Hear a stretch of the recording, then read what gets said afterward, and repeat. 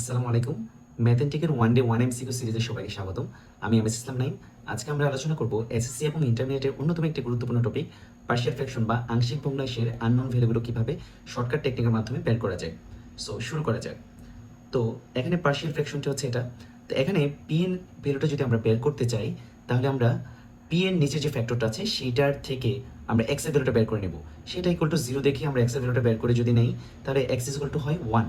তো এই যে এক্স এর ভ্যালুটা আমরা লেফট সাইডের যে ফ্র্যাকশনটা আছে এটাতে বসিয়ে দেবো, বাট পি এর নিচে যে ফ্যাক্টরটা আছে সেটাতে বসানো যাবে না, কারণ এটাতে বসালে আনডিফাইন হয়ে যাবে। এক্স এর ভ্যালু যদি 1 বসে আনডিফাইন হয়ে যাবে। সো বাকিটাতে বসিয়ে দেবো। বাকিটাতে বসালে আমরা যদি এক্স এর জায়গায় 1 বসিয়ে দিই তাহলে 1 প্লাস 5 ডিভাইডেড বাই 1 মাইনাস 3।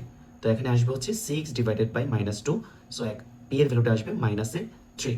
আবার কিউ এর ভ্যালুটা যদি আমরা বের করতে চাই তাহলে কিউ এর নিচে ফ্যাক্টরটাকে আমরা ইকুয়াল টু 0 দেখে এক্স এর ভ্যালুটা বের করে দেন এই ভ্যালুটা এক্স এর ভ্যালুটা আমরা লেফট সাইডের ফ্র্যাকশনটাতে বসিয়ে দেবো বা ভগ্নাংশটাতে বসিয়ে দেবো। সেখানে এক্স মাইনাস 3 এইটাতে বসানো যাবে না। অর্থাৎ যেই ফ্র্যাকশনটা বা ফ্যাক্টরটা ইউজ করে আমরা এক্স এর ভ্যালুগুলো বের করবো ওই ফ্যাক্টরটাতে বসানো যাবে না, বাকিটাতে বসিয়ে দেবো। তাহলে বাকিটা যদি আমরা এক্স এর ভ্যালু 3 বসিয়ে দিই তাহলে 3 প্লাস 5 ডিভাইডেড বাই 3 মাইনাস 1। তো এখানে থাকবে হচ্ছে 8 divided by 2, that means 4। So Q এর ভ্যালুটা হবে 4। তো অ্যান্সার হচ্ছে মাইনাস 3 আর 4। তো অ্যান্সারটা হচ্ছে বি। তো আশা করছি এভাবে তোমরা এই শর্টকাট টেকনিক কাজে লাগিয়ে যে কোনো পার্শিয়াল ফ্র্যাকশন আননোন ভ্যালুগুলো বের করতে পারবে। সো ধন্যবাদ সবাইকে, আজকে এই পর্যন্তই। আসসালামু আলাইকুম।